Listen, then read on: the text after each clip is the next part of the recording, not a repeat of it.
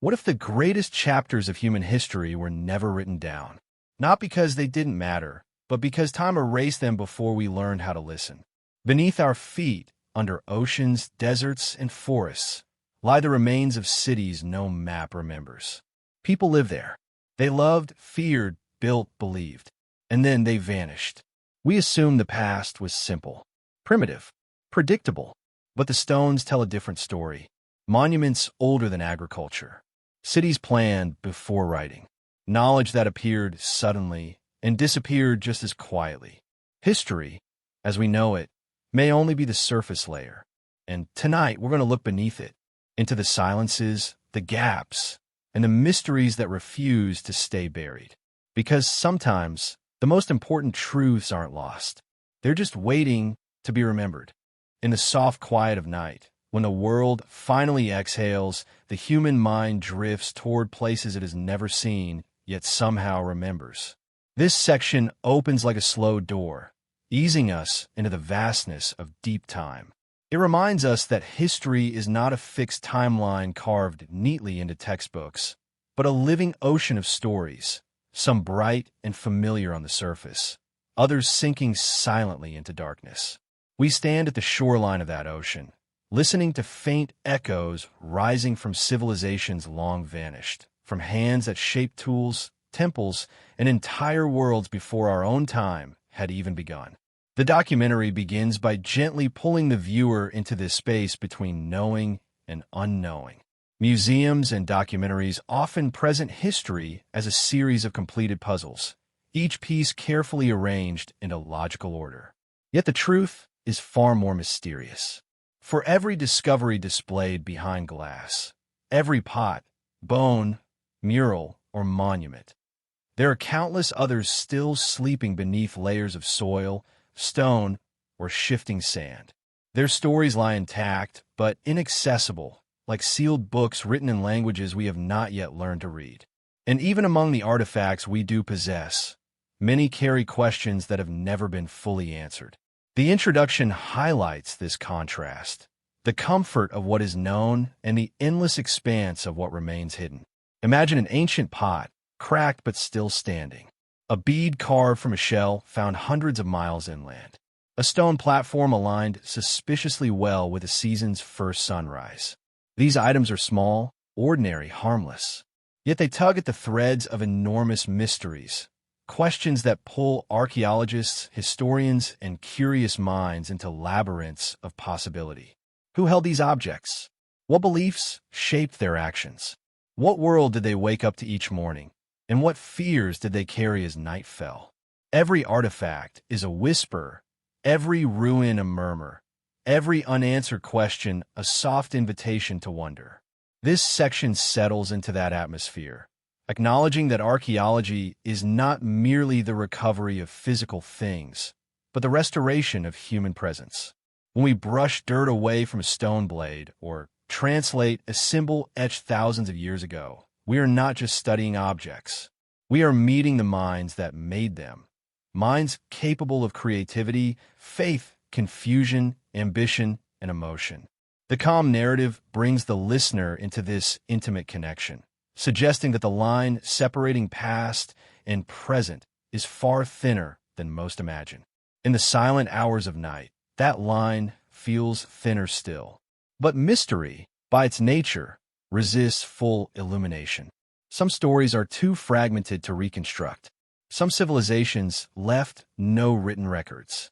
Others left writing we still cannot decipher. Entire traditions may have disappeared in a drought, a war, a migration, or a simple shift in trade.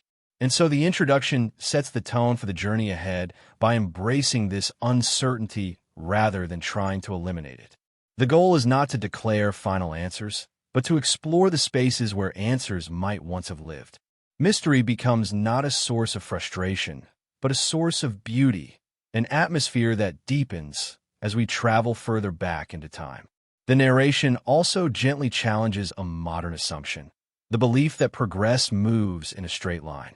Many ancient cultures possessed knowledge we still struggle to understand: astronomical alignments, engineering feats, social structures far ahead of what their eras should have allowed. The contrast between our expectations and their achievements creates the sense of stepping into a twilight world where nothing is quite as simple as it seems. Light and shadow intermingle. Fact and mystery weave together. And the listener, moving deeper into this quiet space, becomes just as much an explorer as those who excavate forgotten cities. This first section also lays the emotional foundation for the entire documentary. It invites the listener to slow down, breathe, and settle into a calm state of curiosity. The pacing is gentle, like walking through a dimly lit hall filled with artifacts whose stories call softly but never demand to be solved. There is comfort in the unknown, an almost meditative feeling in acknowledging that the world is far older and richer than the fragments we currently hold. As the introduction begins to close, it prepares the transition to the next chapter by reminding us that the deepest mysteries often begin with the simplest traces. Before cities rose, before kingdoms ruled, before scripts were carved and symbols were painted, there were footsteps, literal evidence of presence left on the earth by early humans and human ancestors. These faint impressions, preserved against all odds, form humanity's earliest messages to the future. And though they tell us much, they also conceal vast shadows of unrecorded life. The section ends by turning the listener's attention toward these earliest clues. If the great ruins and monumental puzzles of later civilizations still leave us baffled, then what of the people who came long before them, whose tools and markings are both minimal and profound? What mysteries were born in those distant ages, before the first stories were written, before the first cities rose, before the first monuments took shape? With that question lingering gently in the dark, the listener is guided toward the next step of the journey, into prehistory, where humanity's earliest secrets still lie half-buried in silence, waiting for us to listen. In the vast silence before written history, before cities rose and kingdoms flourished, humanity left behind only the faintest traces of its presence. This section opens by guiding the listener into that early world, a world without monuments, without recorded stories, without any clear map of who we were becoming. Prehistory is like a landscape covered in thick fog. The shapes of human life are visible, but their details remain blurred. All we truly have are scattered tools, fading symbols, ancient bones, and footprints hardened into stone. But these humble remains carry mysteries just as deep as any lost city. The absence of clarity, the missing chapters, and the nearly invisible trail of our ancestors create an atmosphere of gentle wonder. The earliest and most haunting of these traces are footprints, impressions left unintentionally by people who never imagined that their steps would be preserved for tens of thousands, or even millions of years. The Litoli footprints in Tanzania are among the most famous examples. Found in ancient volcanic ash, they were pressed into the earth by early hominins long before modern humans existed. These footprints tell us that beings walked upright, side by side, possibly as family members, maybe even hand in hand. The prints show depth, weight, and stride, hinting at height and gait, yet they tell us nothing about the individuals themselves, their thoughts, fears, or dreams. That contrast between what we can measure and what remains forever silent forms the emotional core of this section. For every footprint we uncover, thousands more have vanished. Most of early human life left no record at all. The tools they made were simple but ingenious. Chipped stones, sharpened flakes, shaped bone. Each tool is an answer to a question we cannot fully hear anymore. What animal were they hunting? What task were they completing? And what conversations, if any, echoed in the open air while they worked? Archaeologists can identify techniques, ages, and materials, but the stories behind these objects remain shrouded. It is here, in these small artifacts, that we encounter some of the deepest mysteries of human evolution. One of the great puzzles lies in the sudden appearance of symbolic behavior. Etchings, carvings, and patterns that seem to represent something more than practical utility. In caves across Europe, Africa, and Asia, researchers have found markings arranged in sequences that appear intentional, deliberate, and even meaningful. Yet we cannot decode them. These early symbols suggest that the minds of our ancestors were more complex than we once imagined, capable of abstraction and ritual long before organized societies emerged. The contrast is striking. Humans who lived in harsh, simple conditions still created art that reaches across the ages, whispering of inner lives we can only guess at. The cave paintings at places like Chauvet and Lascaux offer another source of mystery. With delicate shading and astonishing realism, early humans painted animals that moved with lifelike grace across walls deep within underground chambers. But why? What drew them into the darkness with torches and pigments? Were these spiritual ceremonies, teaching tools, communal rituals, or something entirely different? Across thousands of years and continents, similar patterns appear. Hand stencils, spirals, clusters of dots, echoing a symbolic language that was never written down. These remnants become bridges between us and them, glimpses of minds that worked much like ours yet belonged to worlds unimaginably different. Another layer of mystery lies in the timeline of early human migrations. Discoveries in places like Australia, the Middle East, and the Americas continue to shift our understanding of when and how humans traveled. Stone tools found in unexpected regions, dated far earlier than traditional models predicted, challenge long-held narratives. Did multiple waves of migration occur? Were there unknown branches of humanity that traveled earlier than modern humans? These questions remain open, suspended in the fog of prehistory where evidence is scarce and interpretation fragile. And then there are the anomalies, artifacts that seem out of place for their age. For example, tools found in layers of sediment older than the presence of Homo sapiens, or advanced-looking ornaments crafted by people we once underestimated. These findings serve not to rewrite history dramatically, but to remind us that our understanding is far from complete. Each discovery becomes a quiet nudge, asking us to look again, to question our assumptions, to widen our view of how early humans lived, traveled, and thought. This section moves gently through these examples, emphasizing the human presence behind each artifact. The people of prehistory were not primitive in mind or spirit. They simply lived in a world where survival demanded constant attention. Yet even in that struggle, they found space for creativity, expression, and curiosity. This contrast between survival and imagination adds depth to the narrative. The earliest humans were capable of tenderness, cooperation, and perhaps even myth-making. They shaped tools not only for survival, but sometimes for beauty. They left carvings in bone and paintings in darkness that still resonate with emotion. The calm pacing of the narration helps the listener feel the vastness of time. Millions of years compress into moments, and small discoveries illuminate entire eras. Archaeology here is portrayed as a process of reading shadows, interpreting hints, piecing together fragmented stories. The fog of prehistory is not a barrier, but an atmosphere, a space that invites gentle curiosity rather than frustration. Instead of demanding clear answers, the narrative encourages appreciation for the quiet mysteries that shaped humanity's earliest steps. As this section moves towards close, it prepares for a smooth transition by pointing out that early humans were always on the move. Their migrations led them across continents, through forests, deserts, and coastlines. Some of these journeys ended in places that are now underwater, buried beneath rising seas and shifting tides. Others left traces in landscapes that later changed dramatically.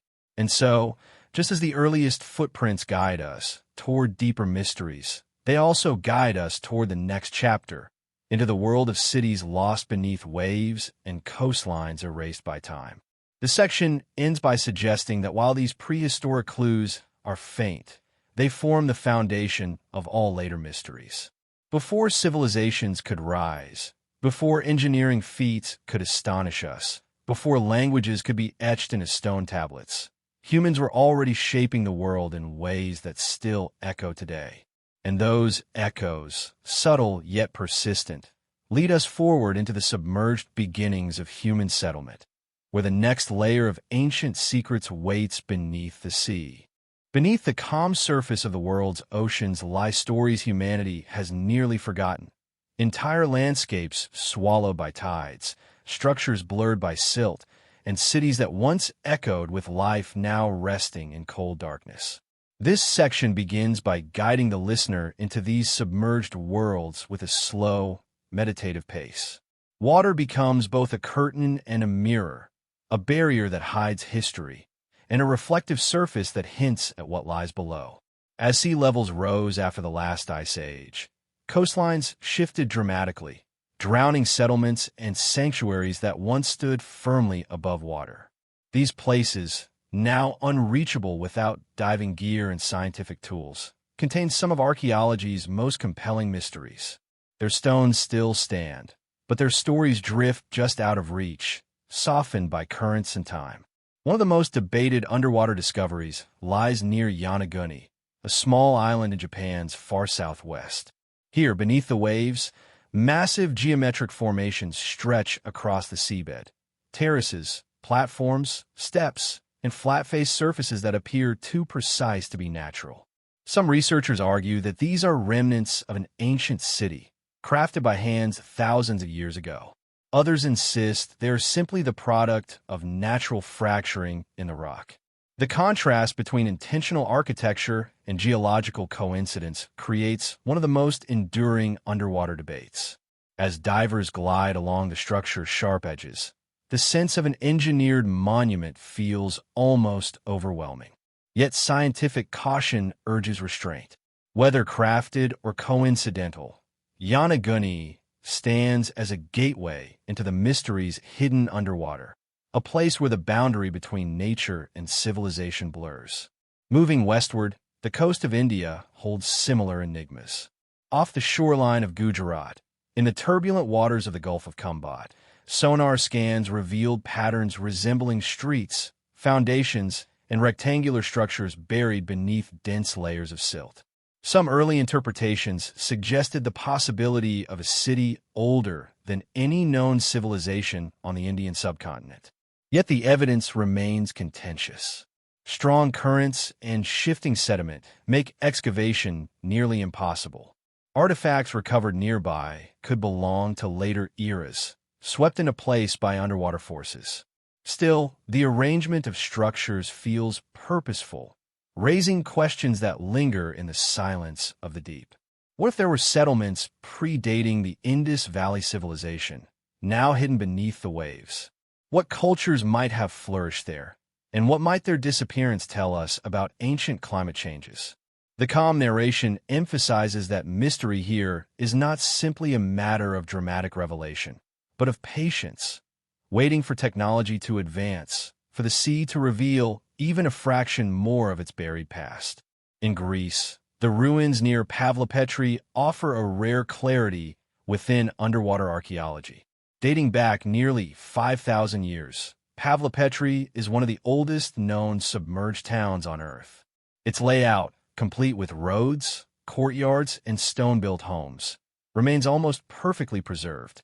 Here, the mystery is not whether humans lived there. They clearly did. Instead, questions arise about how they lived, what their society valued, and why the sea eventually claimed their home. Researchers believe an earthquake or gradual land subsidence led to its submersion. Yet even with this knowledge, standing on the sea floor among its perfectly planned streets inspires awe. Pavlopetri feels familiar, almost modern in design, reminding us that ancient people were far more advanced and organized than many stereotypes allow. As gentle currents move through doorways that once framed human lives, the listener is invited to contemplate the fragility of civilization and the ease with which entire communities can vanish from the visible world. The ruins near Alexandria in Egypt offer another striking example, though with a more dramatic historical context. Once a center of scholarship and power, parts of ancient Alexandria, possibly including sections of Cleopatra's palace, now rest underwater due to earthquakes and tidal changes. Statues, columns, and fragments of temples lie scattered across the seabed. Some are so well preserved that divers describe an eerie sense of walking through a forgotten world. The contrast between Alexandria's legendary brilliance and its sunken remains evokes a melancholic beauty.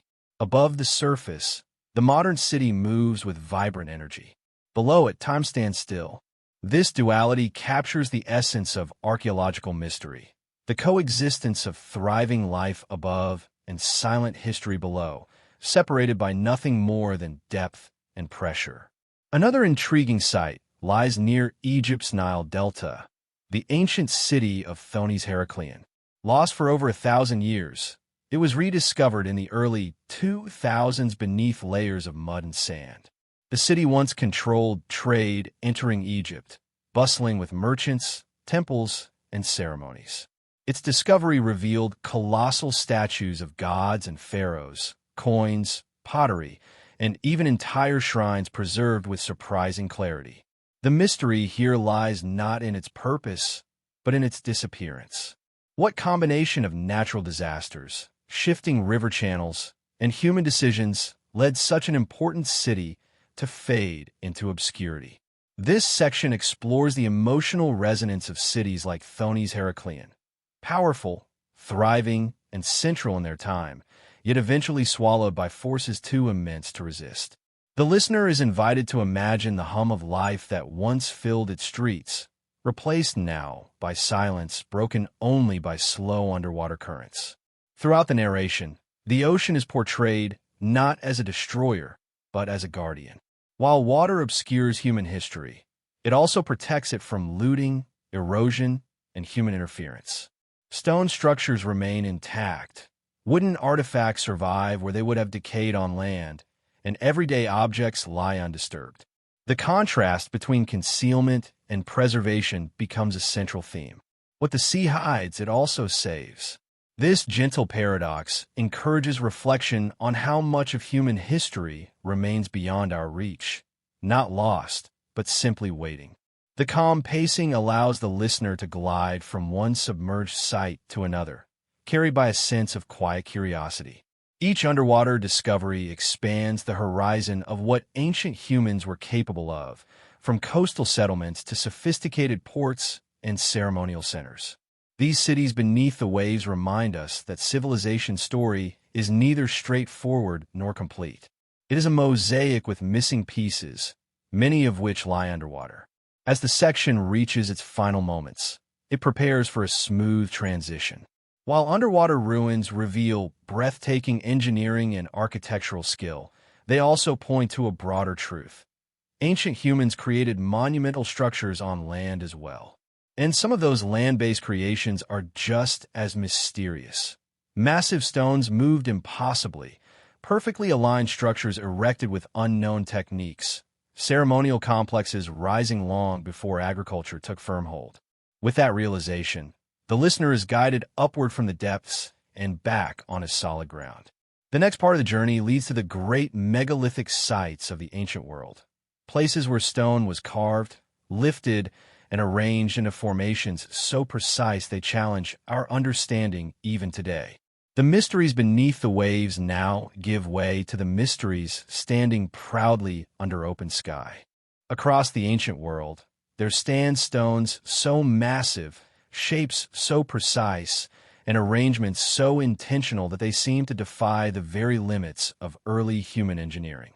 This section draws the listener gently into the quiet majesty of megalithic sites, ancient monuments built by societies with no written records, no advanced machines, and no explanations left behind.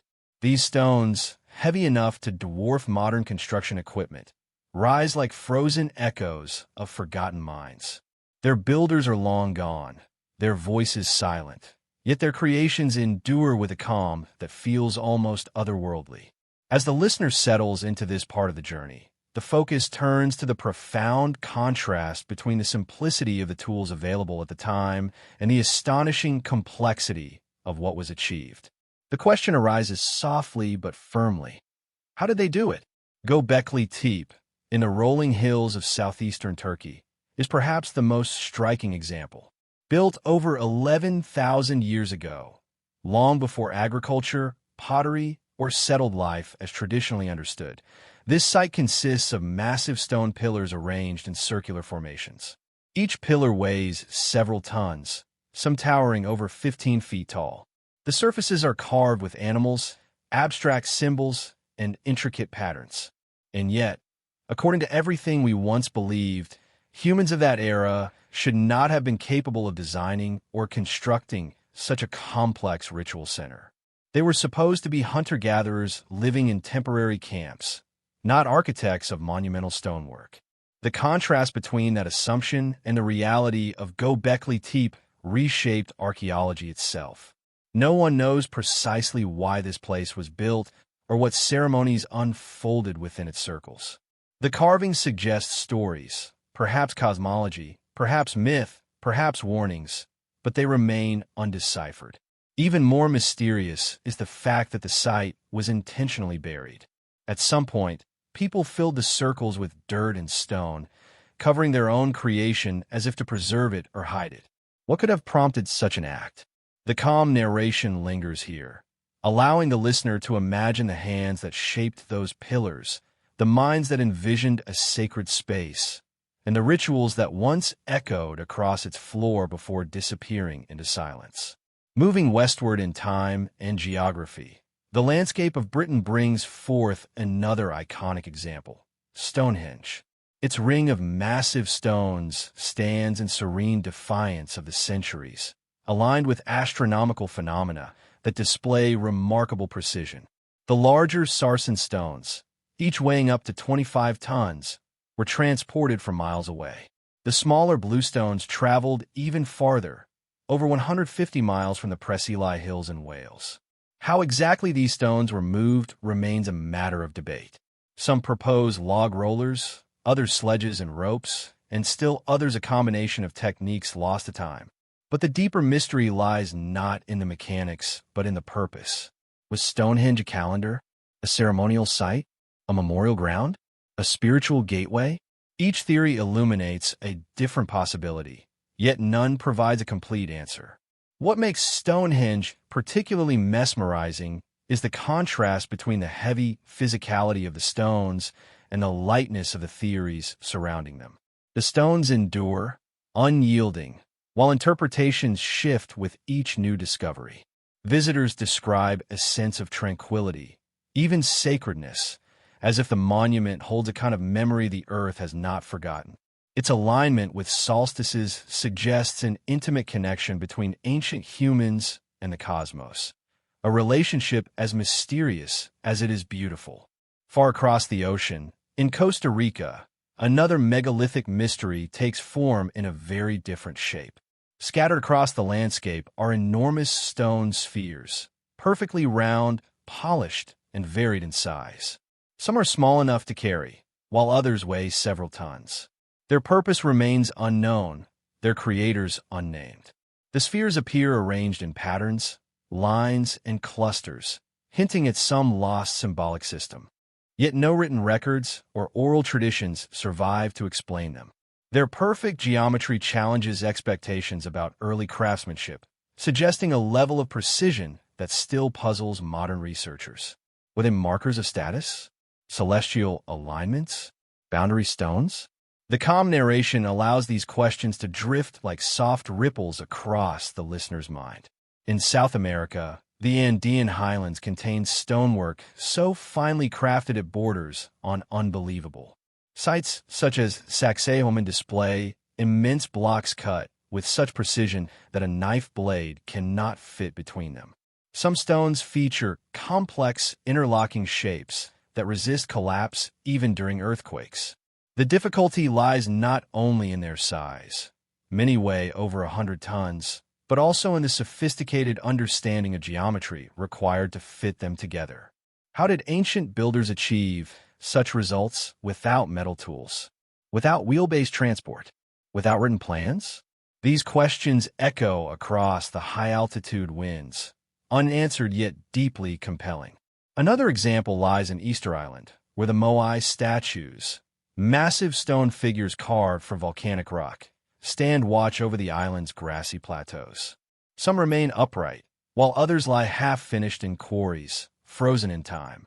Transporting these enormous figures, each weighing many tons, across miles of rugged terrain is a mystery that continues to inspire debate. Some theories suggest wooden sledges or roller systems. Others propose a walking method where the statues were rocked side to side. Yet the more intriguing question concerns why they were built at all. What beliefs drove such monumental labor? What stories did they represent? The calm tone of the narration emphasizes the wonder of these creations, not the urgency of solving them. Across all these sites, one theme stands out. Ancient people understood their environments with an intuition modern society often neglects. They lived close to the rhythms of the earth, the cycles of seasons, the stars, the stones beneath their feet. Their monuments were extensions of their worldview, built not merely for utility, but for meaning. The contrast between their technological limitations and their architectural achievements reveals a depth of ingenuity we still struggle to appreciate. We often assume progress moves in a straight line, but megaliths remind us that intelligence and creativity take many forms. This section gracefully encourages the listener to imagine the human effort behind these creations. The hands lifting stones, the voices chanting instructions, the minds planning alignments, the communal labor unfolding over generations, all contribute to a sense of connection between the present and the deep past. The mystery lies not only in how these structures were built, but why so many cultures around the world independently created monumental stoneworks. There's a universal human impulse to build, to commemorate, to reach toward the heavens with material that comes from the ground. As the section draws to a close, it prepares a natural transition. Megaliths reveal that entire civilizations existed with sophisticated beliefs and engineering far earlier than once imagined. But some of these civilizations themselves have become mysteries, cultures lacking names, identities, or preserved histories. Their monuments survive, but their people do not.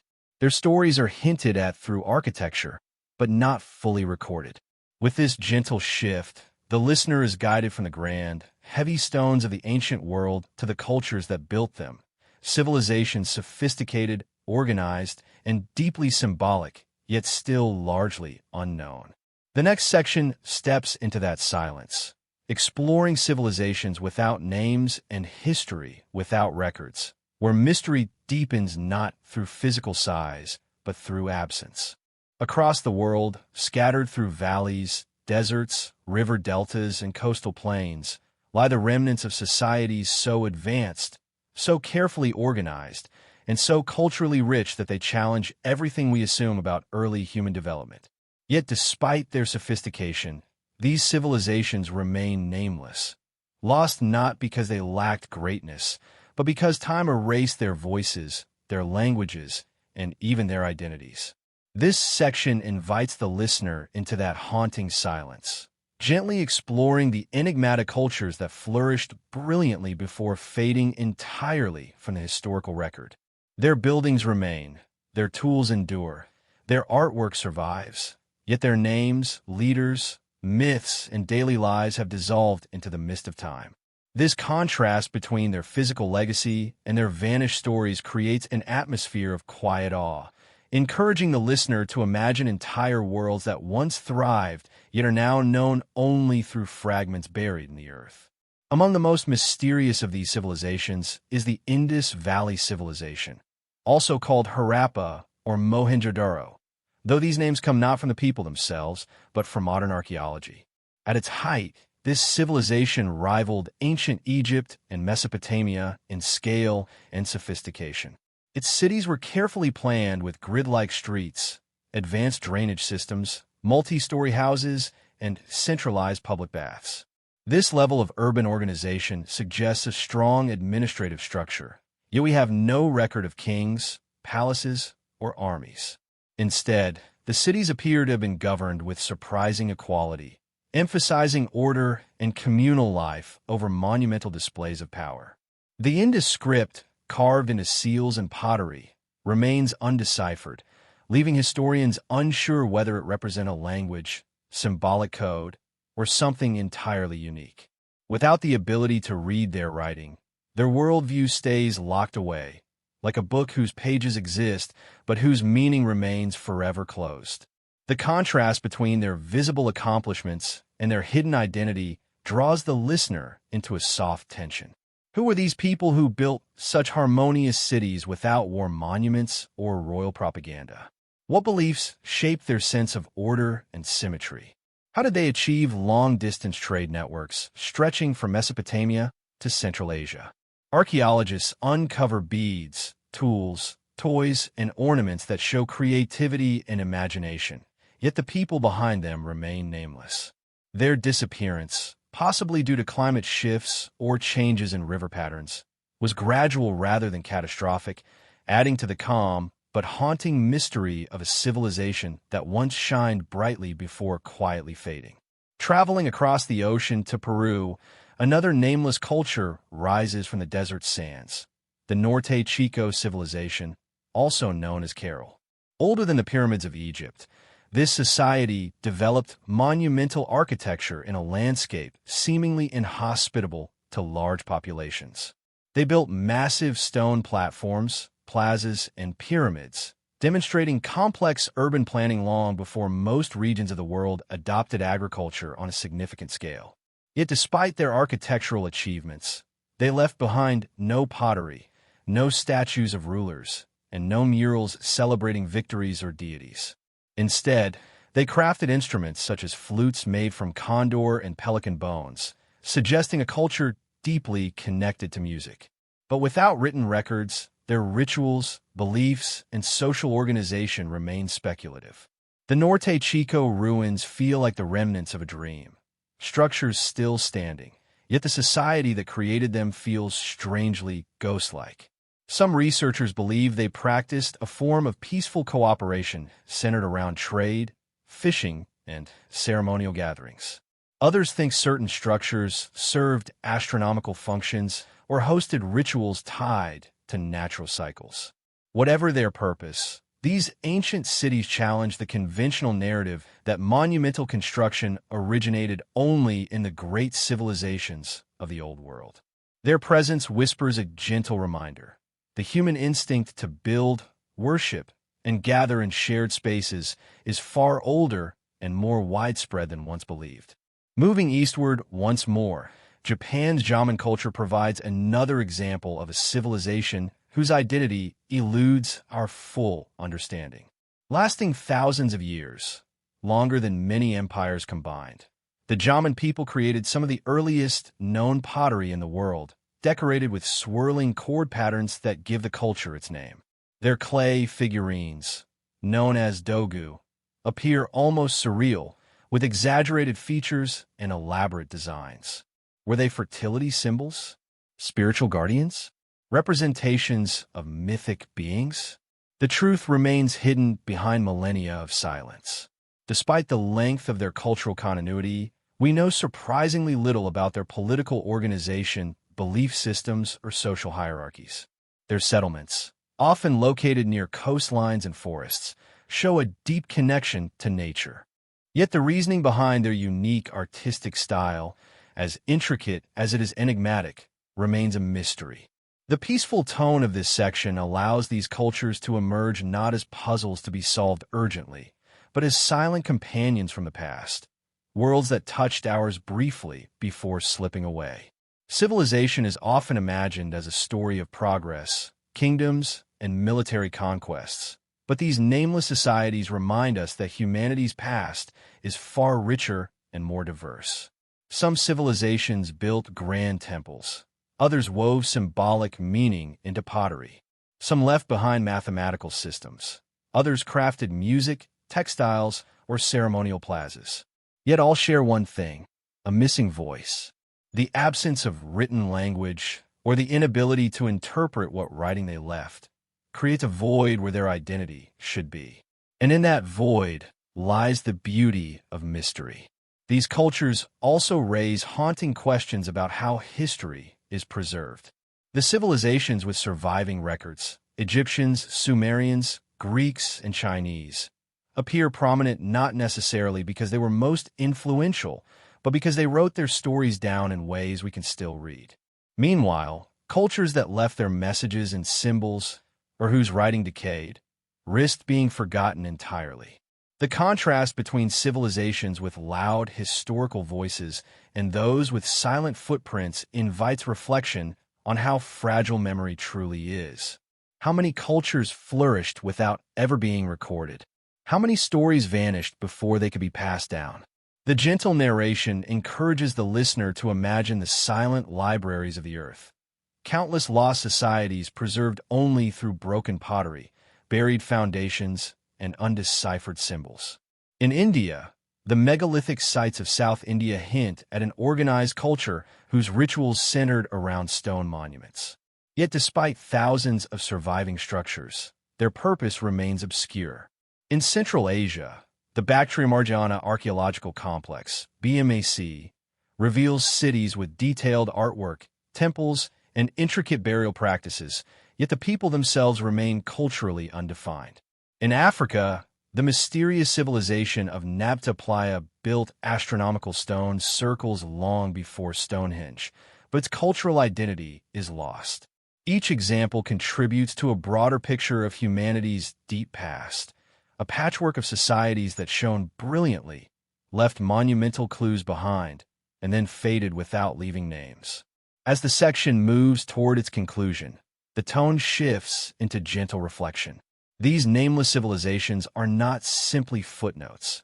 They're the silent pillars supporting the story of humanity. Their mysteries remind us that our understanding of the ancient world is incomplete, that the past is far too vast to capture fully. The listener is guided into a contemplative space, recognizing that mystery is not a flaw in archaeology, but a natural part of exploring deep time. The calm pacing and poetic tone emphasize wonder rather than urgency, inviting the listener to feel the quiet presence of these lost cultures. With the final lines, the narrative prepares the transition to the next chapter. While some civilizations vanished without leaving clear records, others left messages we can see but cannot read, scripts carved in clay, inscribed on stone, and etched into tablets that still defy interpretation. The mysteries of nameless civilizations now lead naturally into the mysteries of silent languages, unbroken codes, and messages that have survived across millennia but remain locked away from understanding. This gentle shift guides the listener onward, deeper into the quiet corridors of the ancient world, where the next layer of secrets lies waiting in unreadable lines. Across the vast landscape of the ancient world, there exist inscriptions carved into stone, pressed into clay, painted on temple walls, and etched onto fragile tablets. Messages meant to endure for generations. And endure they did, surviving storms, invasions, and the slow erosion of time. Yet despite their resilience, many of these scripts remain unreadable. They stand before us like locked doors without keys, filled with meanings that refuse to cross the threshold into understanding. This section drifts gently into the world of undeciphered writing systems, inviting the listener to feel the strange blend of closeness and distance that these ancient texts create. We can see them clearly, tracing the lines with our eyes, but the voices behind them remain silent, trapped in symbols that defy interpretation. One of the most haunting examples is the mysterious linear A script from ancient Crete. Used by the Minoans around 1800 BCE, it appears on clay tablets, pottery shards, and ceremonial objects. Linear A is undeniably a structured writing system. Its characters repeat in patterns, its symbols follow logical sequences, but the language it represents remains unknown. Unlike Linear B, its younger cousin later used by the Mycenaeans, Linear A cannot be linked to any known language family. When scholars try to match it to Greek, Semitic, or Anatolian languages, the puzzle pieces fail to fit. The Minoans left behind sprawling palace complexes, advanced plumbing, vibrant frescoes, and intricate trade networks. Their society was sophisticated, colorful, and deeply connected to the Mediterranean world. Yet their own written words, the thoughts they deemed important enough to record, remain closed off. The contrast between the vivid art they left behind and the mute script they encoded creates a quiet sense of longing, as if we are standing at the edge of a story we're meant to know but cannot enter. Equally enigmatic is the Indus Valley script, stamped on thousands of seals, tablets, pottery fragments, and small artifacts. Though many Indus symbols are only a few characters long, some inscriptions contain long strings of signs that clearly follow rules. Not random patterns, not decorations, but purposeful communication. And yet, no bilingual texts exist. No equivalent of a Rosetta Stone has been discovered to bridge the gap between known languages and this ancient code. Some scholars believe the script represents a full written language. Others argue that it may capture religious or administrative symbols rather than speech.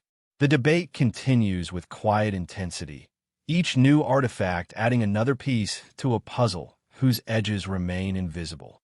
Because of this uncertainty, the daily lives, trade practices, myths, and rituals of one of the world's earliest urban civilizations remain locked inside these signs. Their cities speak through architecture, but their hearts, contained within the inscriptions, remain silent. From the sands of Easter Island emerges another undeciphered script, Rongorongo.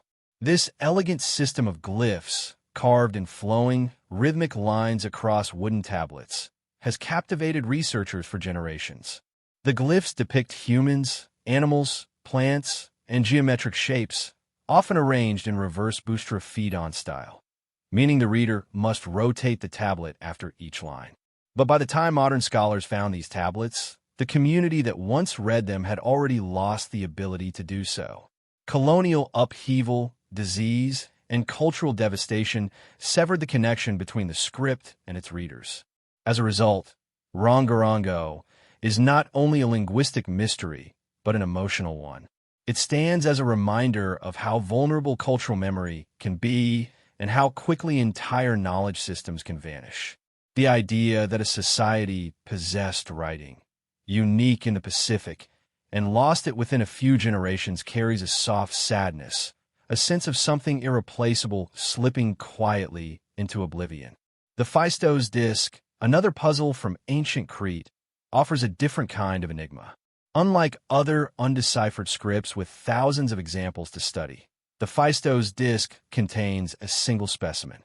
Its symbols, arranged in a spiral on a clay disc, appear nowhere else in the ancient world. Some depict people, animals, tools, and plants. Others seem purely abstract. Because there are no other examples, scholars cannot compare patterns, deduce grammar, or uncover phonetic clues. The disc exists like a message in a bottle from a forgotten world.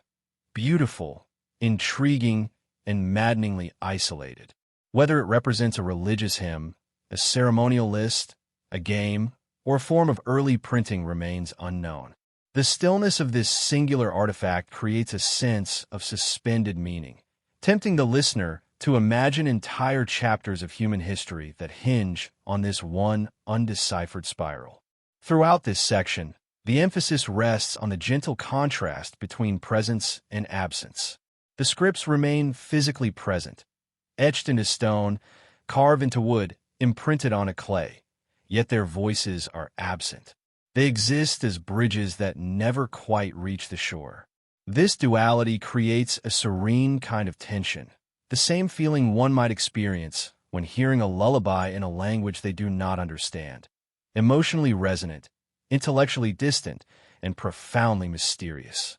Turning to the ancient Americas, another mysterious writing system emerges, the Cascadal block script from the Olmec civilization. The Olmecs are often considered the mother culture of Mesoamerica, influencing the later Maya and Aztec civilizations. Yet the block discovered in Veracruz, Mexico, contains a script unlike later hieroglyphic systems. Its symbols appear organized, intentional, and sophisticated, but the script exists in such small quantity that translation feels nearly impossible. Even so, the presence of a writing system suggests a deeper complexity within Olmec society than once believed. They were not merely sculptors of colossal heads. They may have been storytellers, mathematicians, and philosophers encoding knowledge into symbols that have survived without their meanings. The listener is guided calmly through this quiet forest of unreadable texts, each example adding to a growing sense of wonder. Humanity has always sought to leave messages for the future, but the future does not always know how to read them. This realization encourages a reflective tone. How many human stories remain untold not because they were never recorded, but because the code has been forgotten? How much wisdom, poetry, or practical knowledge lies dormant in these undeciphered lines?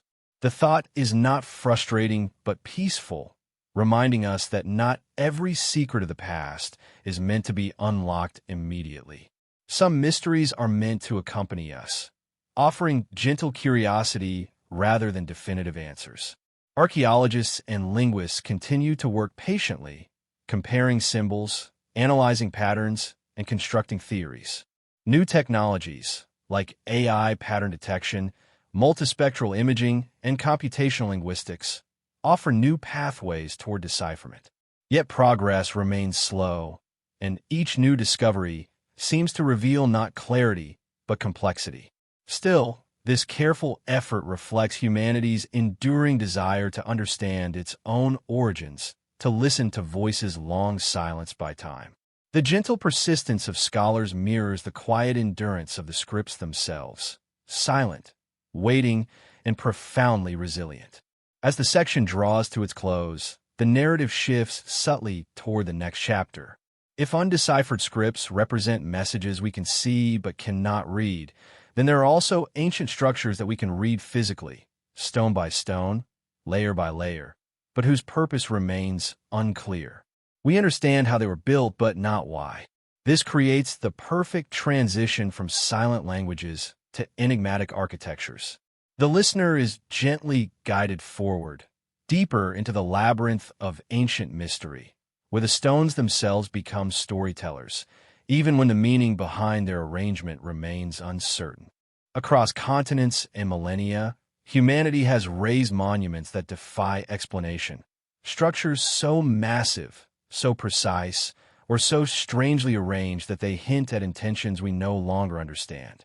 These places stand like frozen echoes of forgotten dreams, their stones weathered but firmly rooted in the earth, refusing to reveal the minds that shaped them.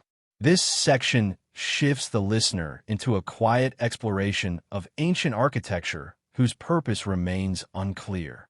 Unlike temples with known deities or fortresses with obvious defensive walls, these monuments offer no readable blueprint, no carved instruction, and no clear cultural context.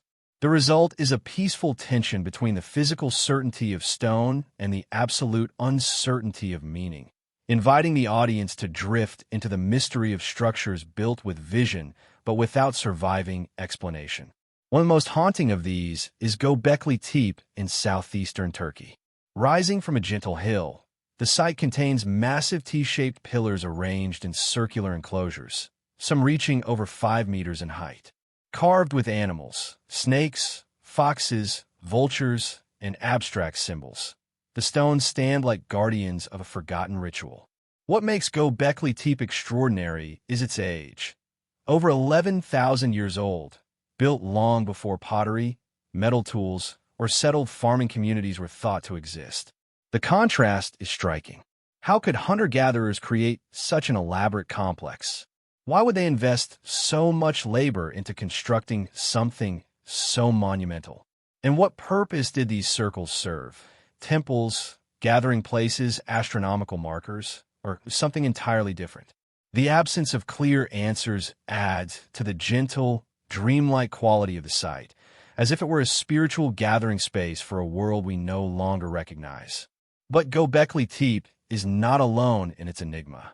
Thousands of miles away, in the dense jungles of Cambodia, the remote ruins of Koh Ker present another puzzle. Unlike the more famous Angkor Wat, which reveals extensive religious symbolism, Koh Ker's massive step pyramid, Prazit Tom, rises abruptly from the forest like a forgotten ziggurat. Its design is stark, geometric, and unlike anything else in the Khmer architectural tradition. Why would a king abandon the capital and build something so drastically different in both scale and style? Why was the site suddenly deserted after only a few decades? Some scholars suggest political rebellion. Others see astronomical alignment or ceremonial significance. Yet the silence of the jungle surrounding the pyramid offers no confirmation. The structure stands as a sudden architectural anomaly, a statement carved in stone by rulers whose motivations were lost to time. Moving across the Pacific, the Moai statues of Easter Island present another form of ancient mystery. Although their creators, the Rapa Nui people, are known, the deeper purpose behind these towering figures continues to spark debate. Carved from volcanic rock and transported miles across rugged terrain, the Moai gaze inland, not out to sea, as many assume.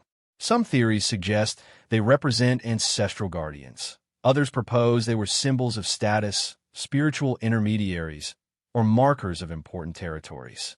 The contrast between the monumental labor required to construct them and the ambiguity of their purpose creates a serene but powerful sense of unanswered intention. The Moai stand silently, their stone faces worn but dignified, echoing a message that modern viewers can feel but cannot fully interpret. Further south, in the deserts of Peru, the Nazca lines stretch across the ground like enormous sketches left by an artist with a sky-high perspective. Created by removing dark stones to reveal lighter sand beneath, the geoglyphs depict animals, plants, geometric designs, and vast intersecting lines that run perfectly straight for kilometers. The scale is colossal. Many drawings can only be fully seen from the air. Yet the Nazca had no known means of aerial viewing. Were these images offerings to sky deities? Pathways for ritual processions?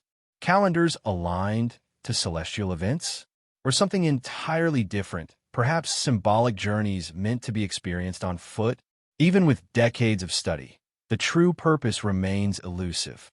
The Nazca lines feel at once playful and profound, serving as an iconic example of how architecture can function as a message, a performance, or a cosmic map. Their quiet presence in the desert carries a meditative stillness, inviting contemplation rather than conclusion. Another architectural puzzle sits beneath the waters of Japan, the Yonaguni Monument. Discovered in the 1980s, this massive underwater structure appears to contain terraces, platforms, straight-edge steps, and geometric shapes that resemble intentionally carved architecture. Some researchers argue the formation is natural. Others claim it was shaped by human hands during a prehistoric era when sea levels were lower. The debate remains unresolved, but the monument's presence under the shifting blue of the ocean adds an ethereal quality to the mystery. The contrast between the solidity of stone and the fluidity of water deepens the sense of ambiguity, making it feel like a half-remembered dream of an ancient civilization swallowed by the sea. Equally mystifying are the megalithic structures of Malta, temples older than the pyramids, made of massive stones carefully arranged in curved, womb-like chambers. These structures demonstrate an understanding of acoustics, sunlight, and ceremonial pathways. Yet the people who built them left no written records, and their intentions must be inferred from layout alone. Were these temples dedicated to fertility, ancestors, or celestial cycles? The architecture is sophisticated, almost mathematical, yet wholly organic, blending geometric precision with flowing interior spaces. Walking through the temple corridors today feels like entering a living puzzle, one whose answers were deliberately encoded into stone rather than written down. The silence surrounding these monuments enhances their mystery, as if the builders intended their structures to whisper meanings that could only be felt, not spoken. In Africa, the monoliths of Aksum in Ethiopia represent another enigmatic architectural phenomenon. These towering obelisks, carved from single pieces of stone and erected with extraordinary engineering skill, suggest a society capable of coordinated labor and symbolic expression. Some are decorated with false doors and windows, hinting at a symbolic connection to the spiritual world. Yet the exact rituals and purposes behind these monoliths remain uncertain.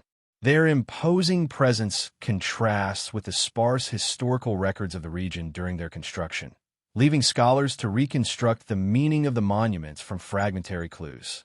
The oxum stelae create a feeling of suspended interpretation, as if the stones themselves are waiting for someone to remember what they were meant to signify. As this section unfolds, the listener is gently encouraged to appreciate the beauty of ambiguity. These structures were built with intention, of that we are certain.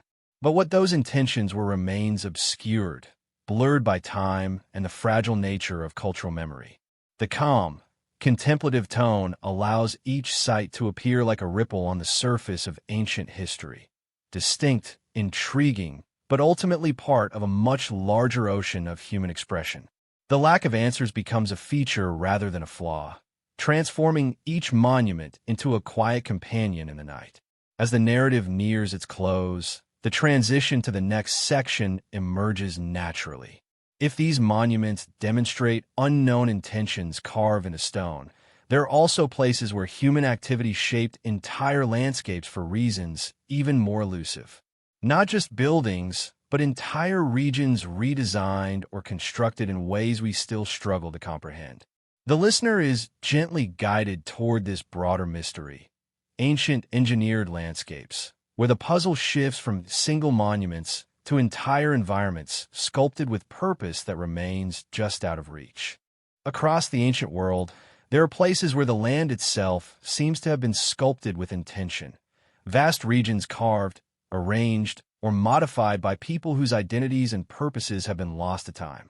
Unlike single monuments or architectural puzzles, these landscapes stretch across valleys, mountains, and plains, forming patterns so large and so deliberate that their meaning can only be sensed from afar. This section invites the listener into a serene, expansive exploration of ancient engineered environments, places where human ingenuity touched not just stone or structure, but the very earth beneath their feet. As the narrative unfolds, it emphasizes the gentle contrast between scale and subtlety, between the unmistakable presence of design and the uncertainty that surrounds its purpose. One of the most haunting examples lies deep within the Amazon rainforest. For centuries, explorers and scientists believed the Amazon to be an untouched wilderness, a vast natural world unshaped by human hands. But recent discoveries have revealed geometric earthworks, circles, squares, avenues, and raised platforms, hidden beneath the canopy. These structures, known as geoglyphs, span hundreds of kilometers and suggest a sophisticated network of ceremonial or administrative centers built long before European arrival. The contrast is profound. A jungle once assumed to be primal and wild now reveals the subtle fingerprints of a complex society. Yet the identity of the builders remains unknown. They left no written records, few artifacts, and no clear signs of their social structure. The rainforest reclaimed their cities so thoroughly that even their memory disappeared, leaving behind only the quiet geometry of Earth that hints at vanished communities. Moving north to North America, the ancient city of Cahokia offers another sprawling mystery. Located near present-day St. Louis, Cahokia was once the largest pre-Columbian city north of Mexico, with massive earthen mounds arranged in intricate patterns. The largest, Monk's Mound, is an enormous terraced pyramid sculpted entirely from earth, its volume exceeding that of Egypt's Great Pyramid. Surrounding the mounds were plazas, wooden circles aligned to solar events, residential areas, and ceremonial platforms. Yet despite its size, Cahokia's social and political structure remains unclear. Why did such a massive city rise so suddenly around 1050 CE? What religious or cosmological beliefs shaped its organized layout? And why did the site experience a rapid decline only a few centuries later? The landscape bears the unmistakable signs of a coordinated civilization, yet the reasons behind its rise and fall remain suspended in uncertainty. Walking through its grassy mounds today feels like drifting through the memory of a forgotten world, silent, vast, and filled with unanswered intention. Across the Atlantic, the British Isles contain another engineered landscape, the ancient ceremonial complex surrounding Stonehenge. While the stone circle itself draws worldwide attention, the broader environment reveals something even more mysterious. Circular earthwork enclosures called henges, long barrows, cursus monuments, and alignments of pits stretch across the landscape in a massive interconnected network.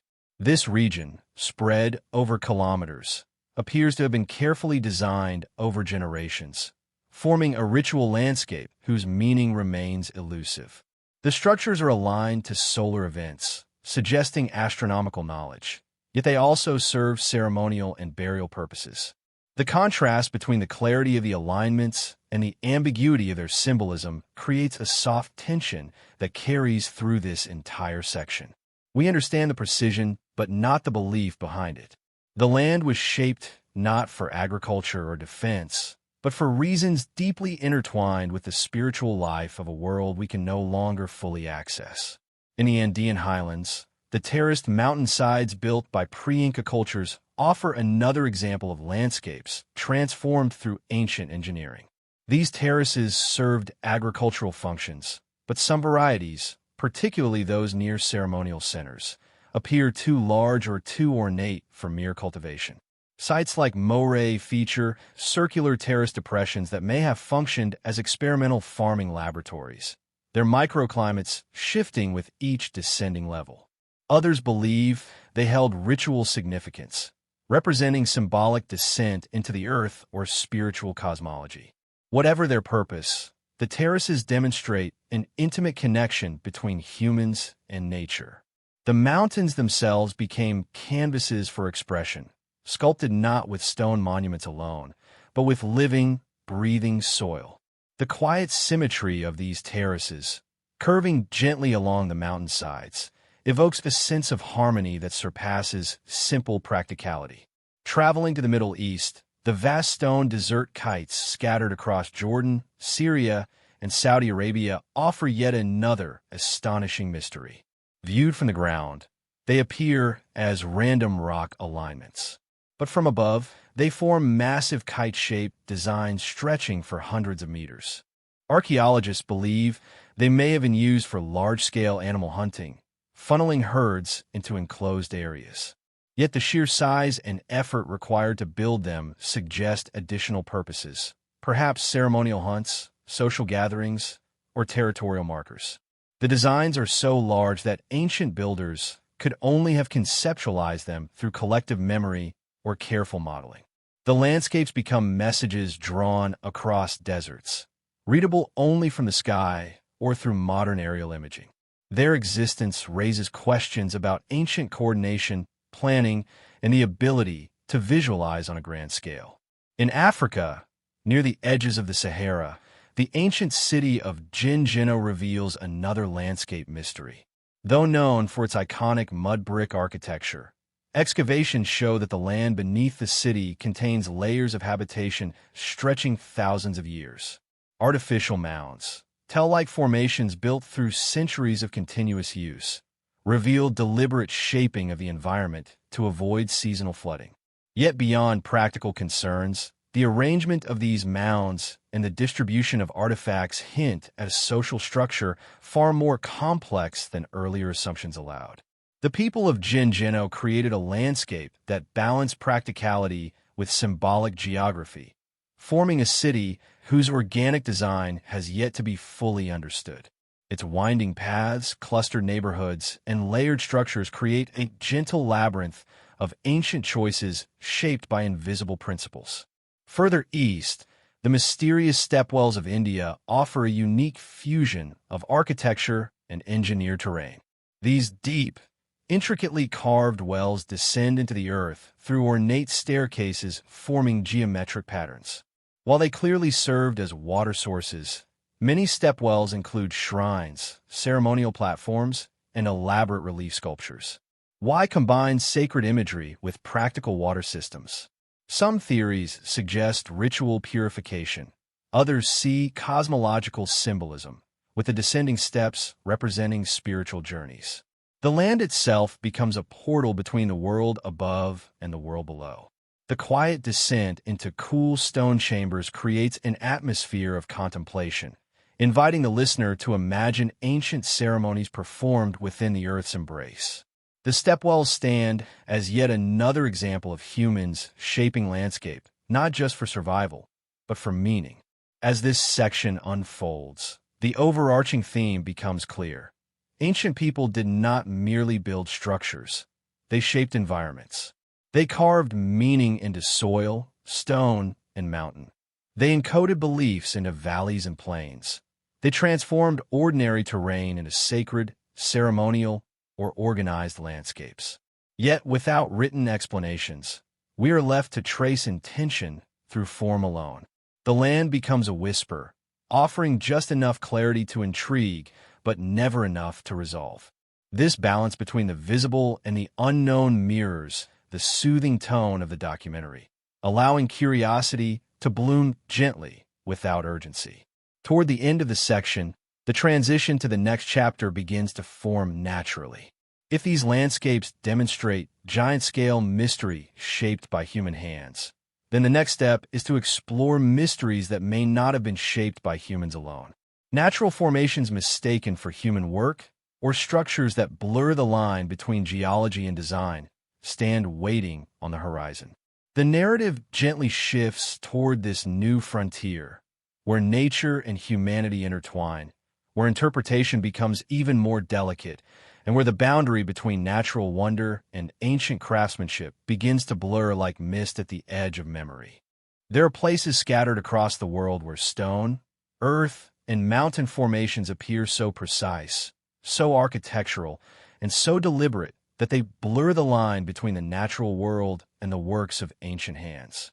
These landscapes create a soft, mesmerizing tension between what is organic and what seems engineered. In such places, nature mimics intention with uncanny accuracy, creating formations that look like pyramids, stairways, walls, or even entire cities carved into the bones of the earth. This section guides the listener into that soothing ambiguity, exploring mysteries where the boundary between natural creation and ancient design dissolves like mist at dawn. The gentle contrast between geological forces and potential human influence becomes the heartbeat of this chapter, a quiet reminder that not all mysteries require human builders. Sometimes the earth itself becomes the architect. One of the most debated examples is the Bimini Road, submerged beneath the turquoise waters of the Bahamas. Stretching across the seafloor, it consists of massive, rectangular limestone blocks that appear unervingly ordered. Some align perfectly like pavement.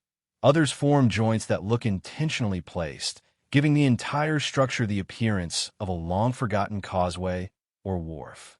Supporters of alternative theories have claimed it might be the remnants of a sunken civilization, perhaps a fragment of the legendary Atlantis. However, many geologists argue that the formation is natural, created by the fracturing of limestone into blocky shapes through a process known as jointing. Yet even with scientific explanations, the structure feels too geometric, too perfect, too much like a road leading somewhere meaningful. The listener is invited to rest in this duality, a natural formation that looks like a crafted monument, a geological occurrence that sparks archaeological imagination. Another enigmatic site sits high in the mountains of Italy, the Alatri Acropolis. While many parts of the structure are clearly human-made, some enormous blocks appear naturally shaped and positioned in ways that defy easy categorization. The stones fit together with such precision that they seem carved for purpose, yet the bedrock formations nearby mimic the same angles and surfaces. This raises a profound question. Did ancient builders carve the stone to match nature? Or did nature itself inspire the design by creating shapes so architectural that humans built around them? The interplay between geology and craftsmanship becomes a quiet conversation across time, blurring the distinction between what was found and what was formed. Turning to Asia, the Huangshan Mountains of China contain granite peaks that look like sculpted spires, staircases, and watchtowers rising into the clouds. Mist drifts through these formations, enhancing their illusion of ruined temples or fortresses left behind by a forgotten kingdom. Though entirely natural, the peaks have inspired thousands of years of legends and artistic depictions. Poets imagined them as realms of immortals. Travelers viewed them as gateways to otherworldly dimensions. The mountains show how nature can create shapes so evocative that human imagination fills the gaps, weaving stories around stone forms that suggest ancient purpose. The gentle tone of this section allows the listener to feel the serene majesty of such places, landscapes that whisper ancient tales without ever having been touched by human hands. In Scotland's northern reaches lies the Giant's Causeway's lesser-known counterpart on Stafford Island, the Fingal's Cave basalt columns. These formations, created by cooling lava, form near-perfect hexagonal pillars so regular they look like engineered masonry. The cave itself forms a cathedral-like chamber with acoustic qualities that seem intentionally designed to amplify ocean waves into haunting musical tones. Ancient Celts believed giants constructed the formation. Later generations thought it was a remnant of a lost civilization. The precision of nature here rivals that of human architecture, creating a captivating interplay between myth, geology, and visual perception. The listener drifts through the imagery of stone columns rising like organ pipes, a natural temple carved not by human artistry, but by deep geological forces. Japan offers yet another serene mystery in the form of Mount Pavonese's pyramid-shaped profile. Although entirely natural, the mountain's symmetrical silhouette evokes the unmistakable structure of an architectural pyramid. Similar formations can be found around the world, triangular peaks that mimic the geometry of human-built monuments. Some cultures interpreted these natural shapes as signs from the gods. Others built temples or shrines nearby, believing the mountains themselves held spiritual power. The resonance between the forms of nature and the forms of human architecture invites reflection. Do humans build pyramids because the shape is inherently stable, or because the world itself already displays this geometry in mountains, dunes, and natural ridges? Such questions connect viewers to the quiet mystery of shared patterns, where human design echoes the Earth's own creations. In Australia, the natural landscape known as the Devil's Marbles consists of enormous, perfectly rounded boulders balanced precariously atop one another. These formations seem too intentional, too sculptural, to be mere coincidence. Their smooth surfaces and improbable placement have inspired countless legends among Indigenous Australians, who consider the site sacred. The stones shift slightly over centuries, cracking and settling into new arrangements that still appear mysterious and deliberate. Listeners are invited to imagine ancient architects placing these stones with ceremonial purpose, even though the actual architect was erosion, wind, and the slow movement of time. The soft, contemplative narrative highlights how nature's patience can create forms that rival any ancient engineer's work. Across the world in Turkey, the Cappadocia region holds another blending of nature and human influence. Soft volcanic rock, shaped by wind and rain into tall chimneys and rounded towers, was later carved into dwellings, monasteries, and entire underground cities.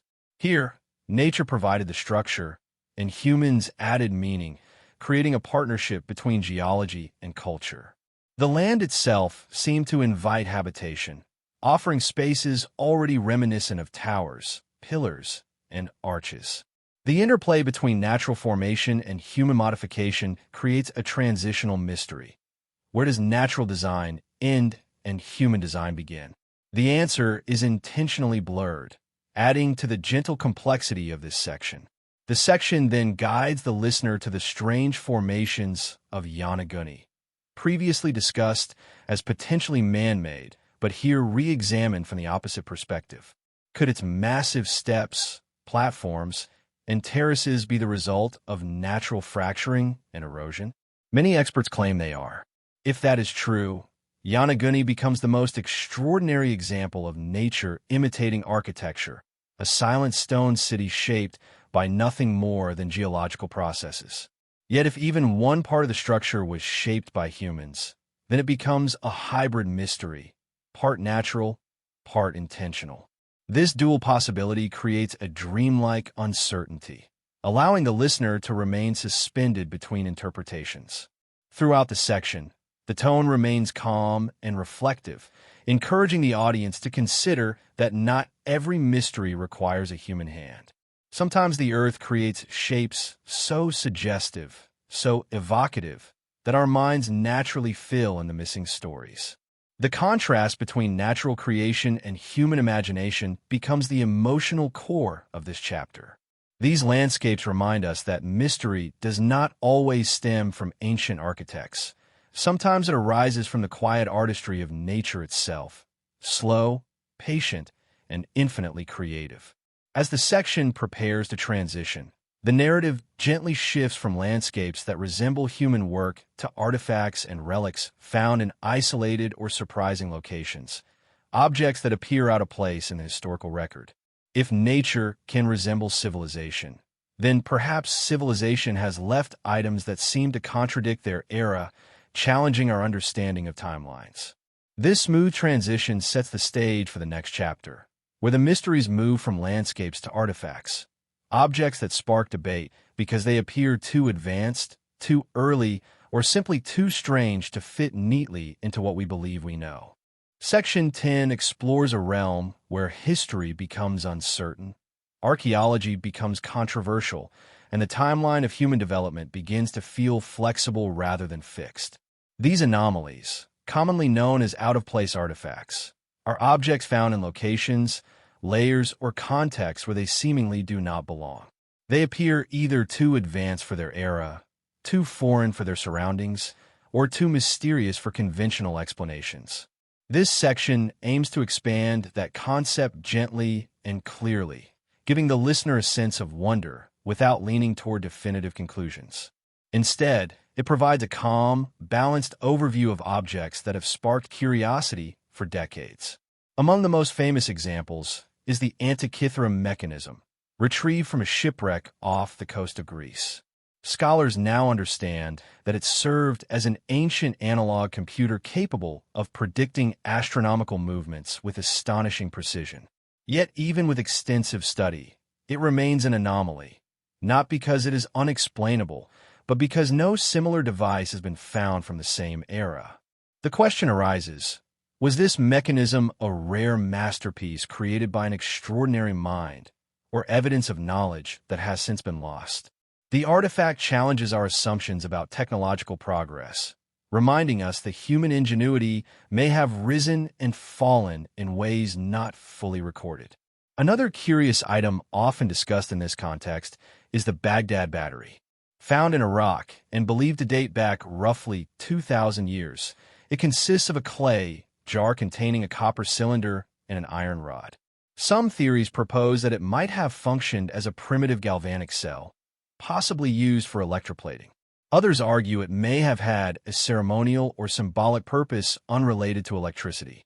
While mainstream experts remain cautious, the mere possibility of ancient electrical experimentation intrigues those who study early innovation. In the gentle narrative style of this section, the Baghdad battery becomes less a challenge to modern science and more a reminder of how diverse ancient experimentation might have been. Sections of South America offer their own anomalies, such as the intricately carved crystal skulls that have appeared in various collections. Some claim they are relics of lost civilizations with advanced knowledge. Others believe they are later creations crafted with tools unavailable in the ancient past. Scientific analyses have produced mixed results, with some skulls deemed modern forgeries while others remain difficult to place firmly within a timeline. Whether authentic or not, their craftsmanship demonstrates extraordinary skill. These objects captivate the imagination, not because they prove a hidden history, but because they highlight the remarkable artistry humans have always possessed.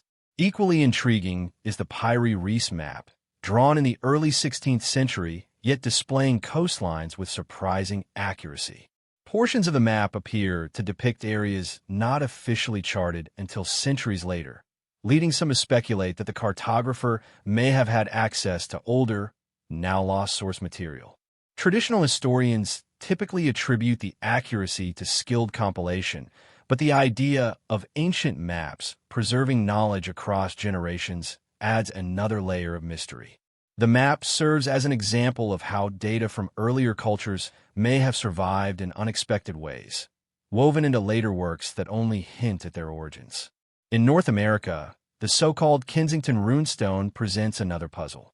Discovered in Minnesota, it bears Scandinavian-style runes, suggesting a medieval Norse presence deep within the continent. While many scholars view it as a 19th century creation rather than an authentic medieval artifact, the debate continues due to its linguistic complexity and the persistence of local oral traditions. Whether genuine or not, the stone illustrates how cultural artifacts can ignite discussions about migration, exploration, and the exchange of ideas long before documented history begins.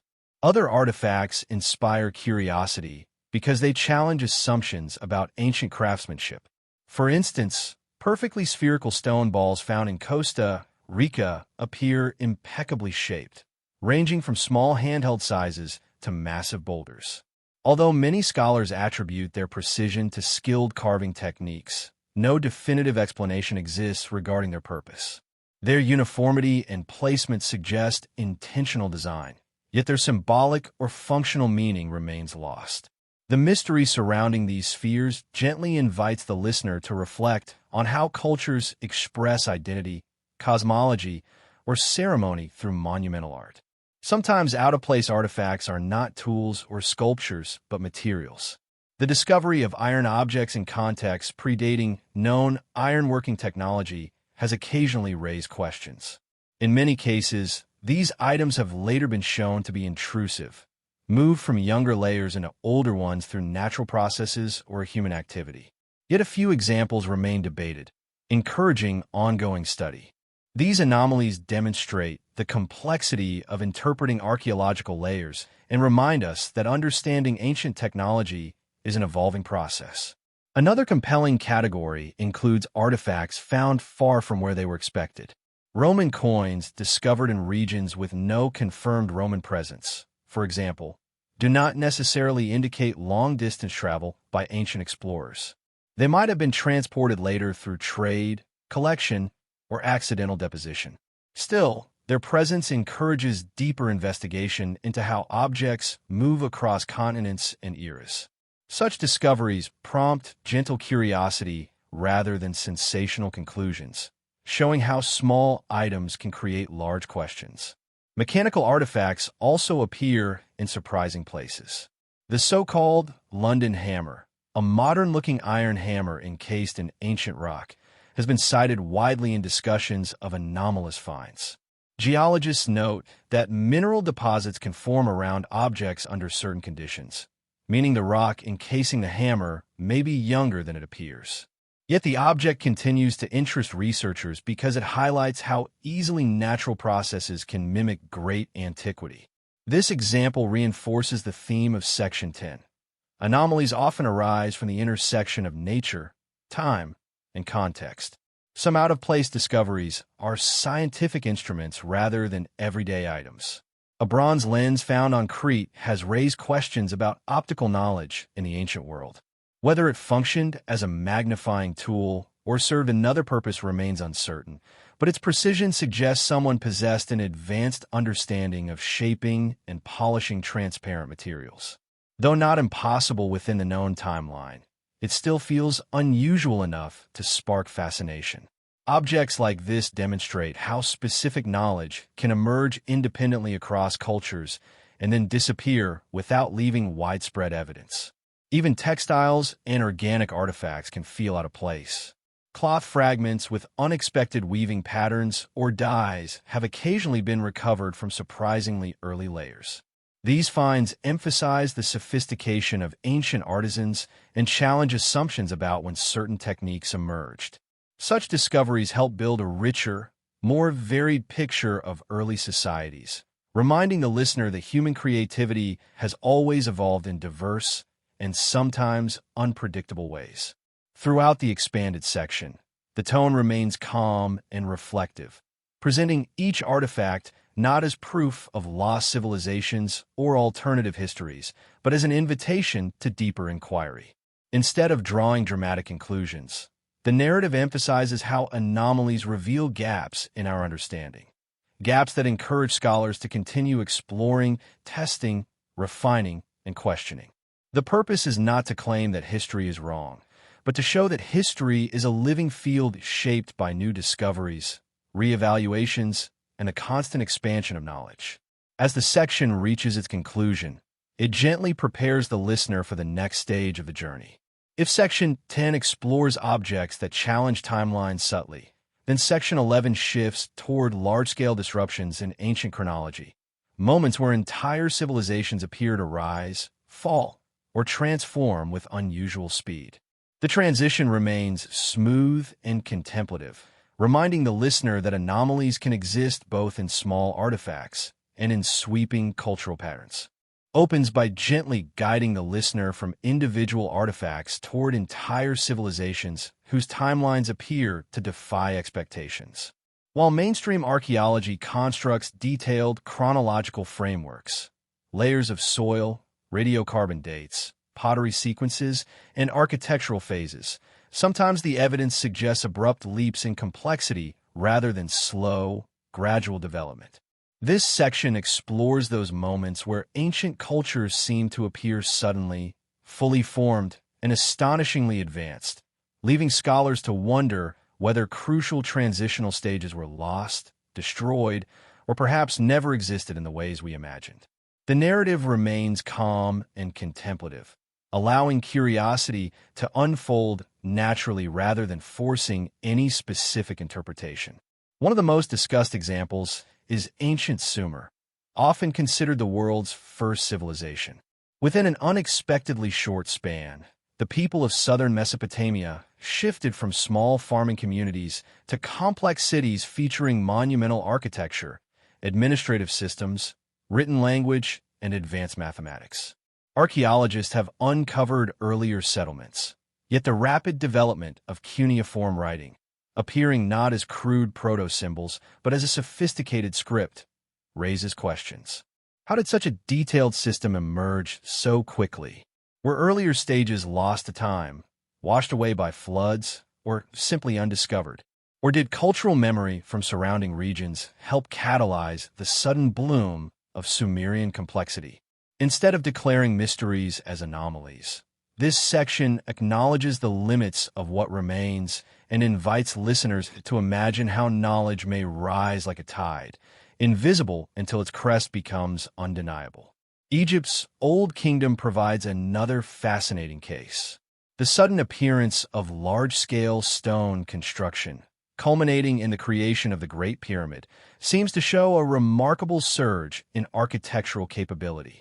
Earlier mastabas demonstrate progression, yet nothing fully prepares the archaeological record for the precision and ambition of the Fourth Dynasty.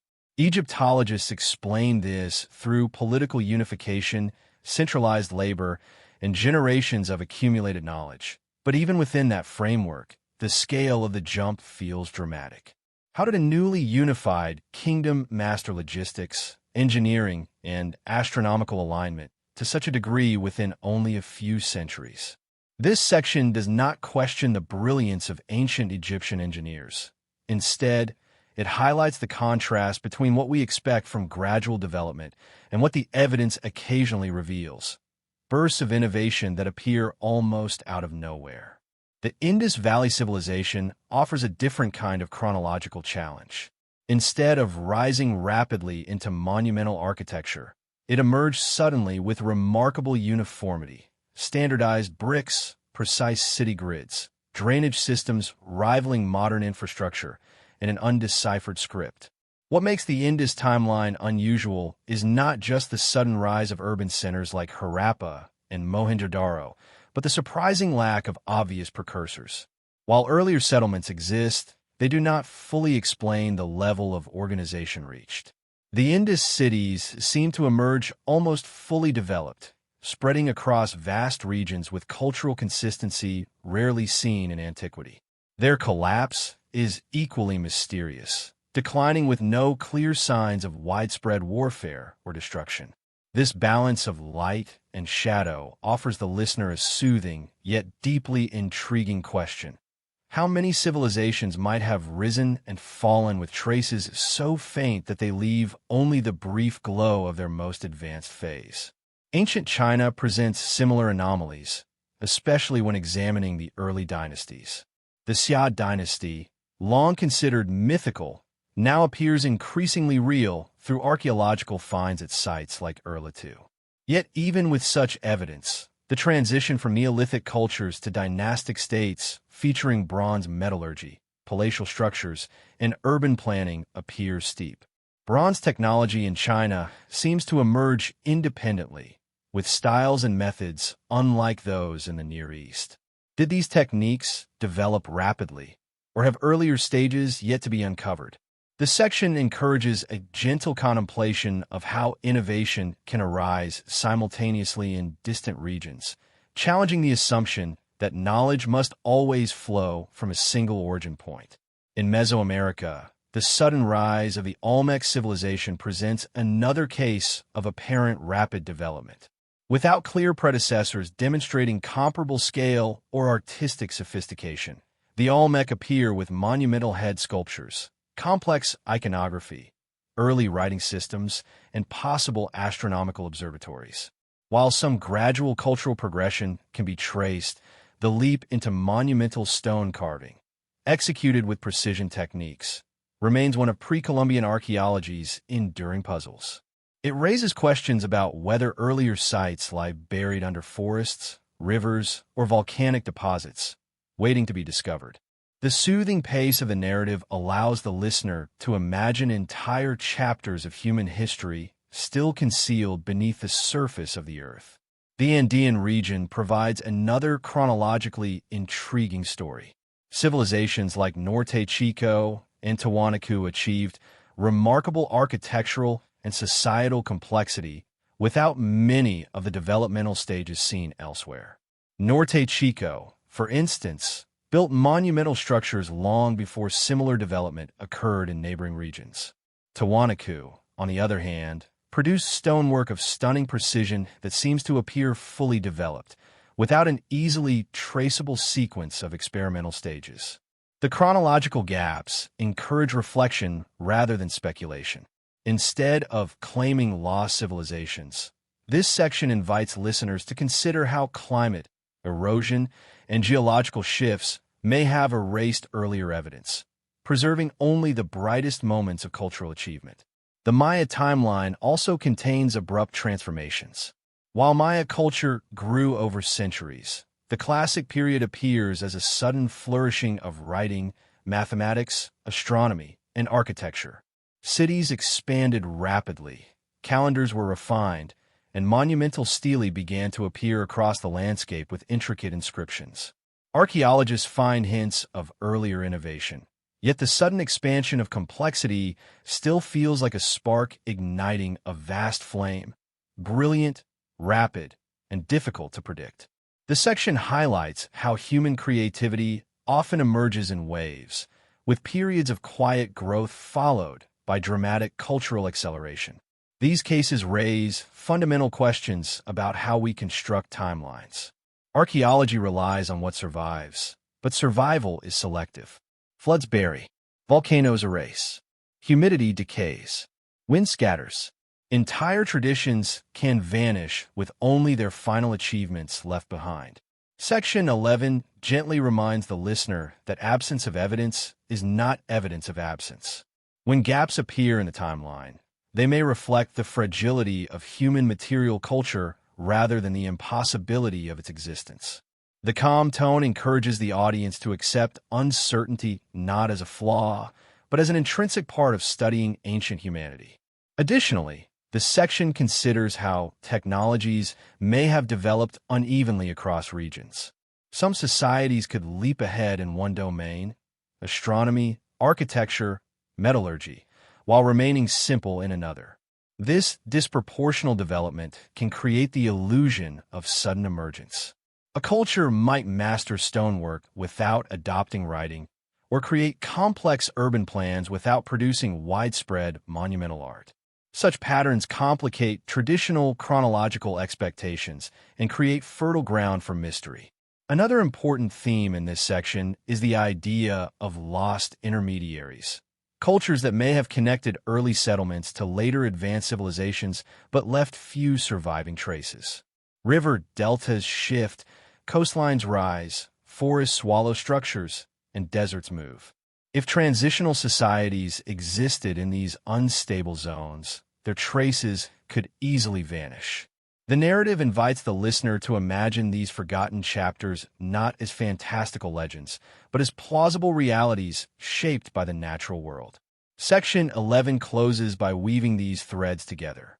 The collapse of neat, linear timelines does not imply chaos. It simply reveals that human history is far more textured and dynamic than it appears.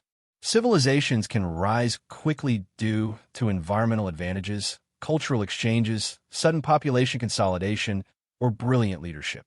They can also fall quickly, erasing their own foundations. And in those rises and falls, gaps emerge, spaces where mystery grows quietly. As the section prepares the transition into Section 12, the focus shifts from chronological puzzles to the symbols and languages ancient people left behind. If timelines sometimes appear incomplete, then deciphering the voices of the past becomes even more essential. Section 12 will explore how ancient scripts, carvings, and symbolic systems deepen both our knowledge and our sense of wonder, revealing truths while keeping many secrets firmly locked in silence. Opens by gently shifting the listener's attention from the rise and fall of civilizations to something far more intimate: the symbols, inscriptions, and carved markings that ancient people left behind. These were meant to communicate ideas, record events, preserve beliefs, or mark sacred spaces. Yet many of these scripts remain unreadable even today. They stand like frozen whispers, messages from ancestors whose languages vanished long before modern scholars ever began searching for them. In this calm, twilight-like chapter, the narrative explores how these unreadable scripts bridge the worlds of what we know and what we long to understand, keeping mystery alive in the quiet corners of archaeology. One of the most iconic undeciphered scripts is linear, used by the Minoan civilization on Crete. For decades, scholars have examined clay tablets, ceremonial objects, and religious inscriptions bearing its symbols. Yet, unlike Linear B, which was deciphered in the 1950s and revealed to be an early form of Greek, Linear stubbornly resists translation. Its structure suggests a sophisticated writing system, but without a bilingual text, a Rosetta Stone of its own. Its meaning remains hidden. Some believe it recorded trade, rituals, or administrative lists. Others think it may contain poetic or mythological material. The gentle contrast here highlights how one script, Linear B, opened a window into the ancient world, while another, similar in form but different in origin, remains a silent guardian of secrets the Minoans never intended to vanish. Just as mysterious is the Indus script found on seals, tablets, pottery fragments, and weights across the vast Indus Valley civilization.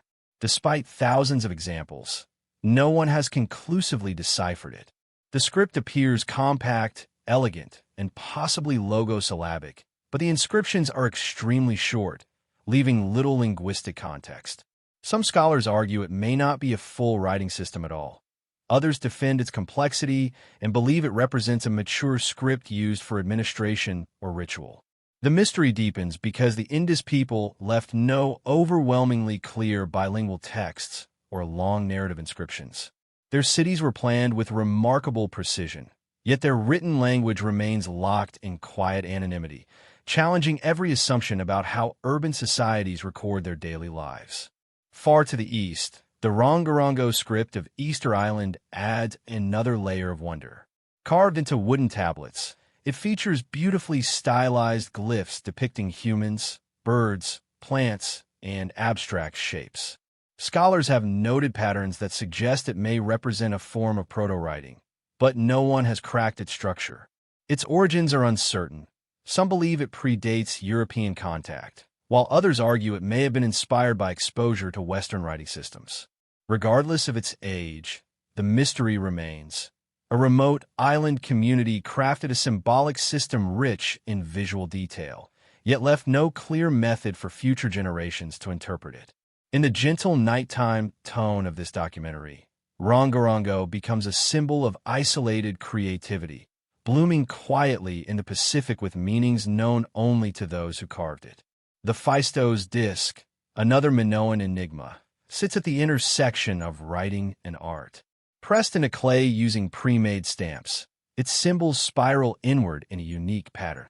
Some scholars believe it is a form of writing. Others think it may be a ritual or ceremonial item with no linguistic purpose. The disc has attracted endless theories, some plausible, others imaginative, but none widely accepted.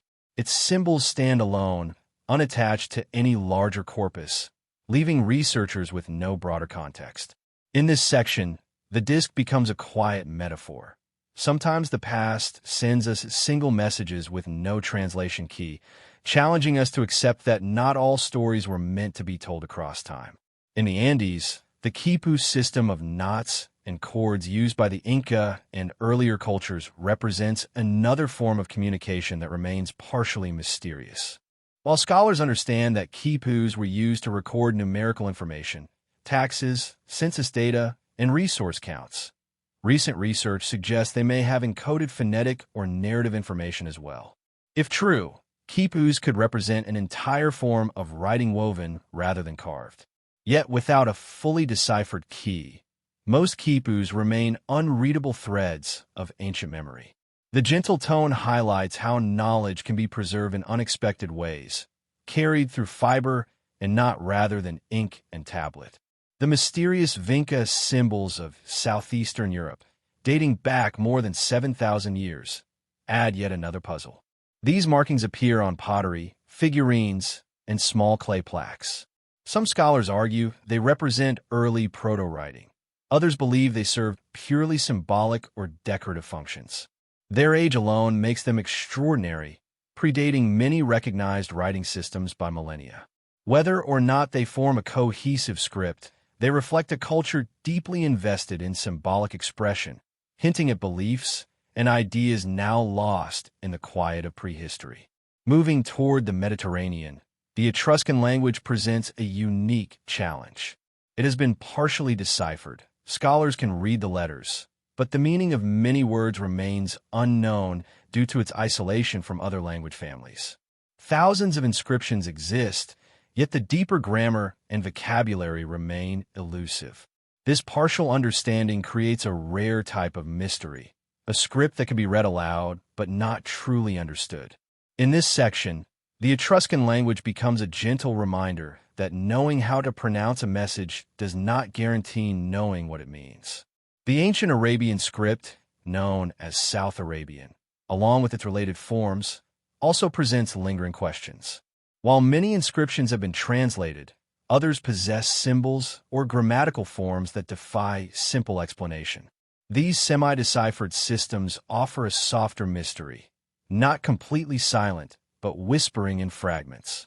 They exist between clarity and obscurity, offering glimpses into ancient kingdoms while leaving many narrative details buried in desert sands.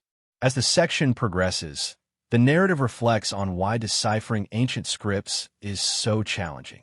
Writing systems evolve over centuries, and without bilingual texts or long narrative passages, even brilliant linguistic minds find themselves navigating darkness with only faint light.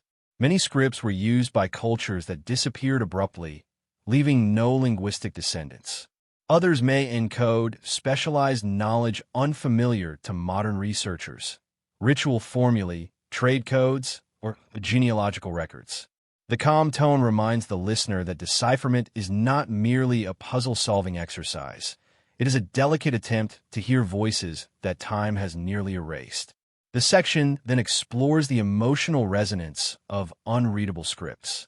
They connect us to ancient people in a uniquely human way, through communication that almost transcends time, yet remains just out of reach. We know these symbols meant something profound to someone. We know hands carved them, minds shaped them, communities used them, and yet we cannot fully join that conversation. The silence becomes part of the mystery, beautiful, haunting, and strangely comforting in the nighttime quiet. Section 12 also reflects on the philosophical side of undeciphered scripts. Perhaps some messages were meant only for their own time. Perhaps others were ritualistic, symbolic, or poetic, intended to live within specific cultural contexts that vanished long ago. The inability to decode them does not signify failure. It highlights the vastness of human expression. Not every message is universal. Some are intimate, rooted deeply in traditions whose meanings depended on lived experience rather than written explanation. As the section nears its gentle conclusion, it emphasizes that every unreadable script is both a door and a wall. It invites us closer, encouraging curiosity, imagination, and research. Yet it also stands firm, refusing to reveal everything. This balance keeps archaeology alive, constantly moving, constantly questioning, constantly expanding the horizons of knowledge. Finally, the narrative prepares a seamless transition into Section 13. If Section 12 explored the mysteries of unreadable communication, Section 13 will move toward the mysteries of unexplained engineering, the physical achievements that ancient hands built even when their voices remained silent. From undeciphered symbols carved into clay to monumental structures carved into mountains, the journey continues deeper into the unknown, guided by both wonder and quiet contemplation.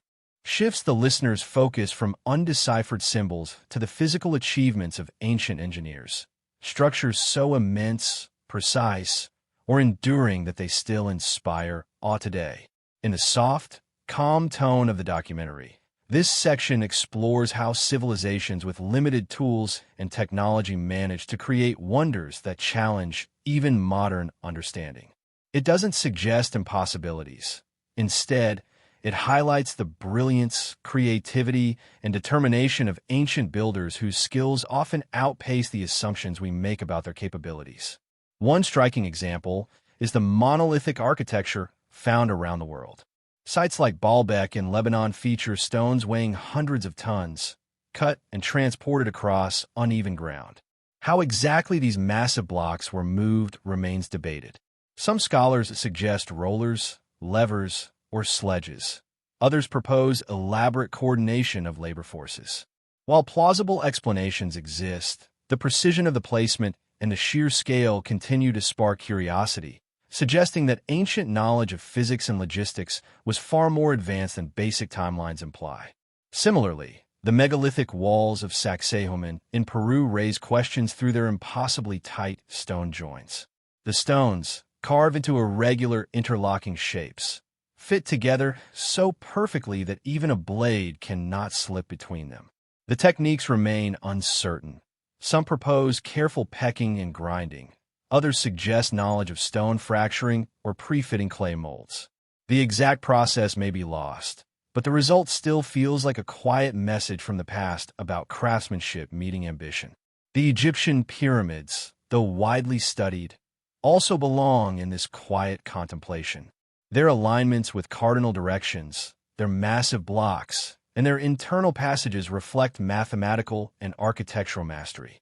Scholars understand many aspects of their construction, yet certain details, the precision of leveling, the organization of labor, and the reasons behind specific design choices, retain an air of mystery. Rather than framing this as an unsolvable puzzle, the section encourages the listener to appreciate how innovation can arise through generations of experimentation, planning, and cultural reverence. Even in island societies, ancient engineering surprises us. The moai of Easter Island were carved, transported, and erected with limited tools, yet stand tall as enduring symbols of cultural identity. Their movement across the island remains debated, with theories ranging from walking upright techniques to sled-based transport. The section closes by inviting the listener to consider that human ingenuity has always been capable of extraordinary feats. Ancient people worked with intention, community, and knowledge passed down through time, creating structures that still whisper their brilliance across centuries.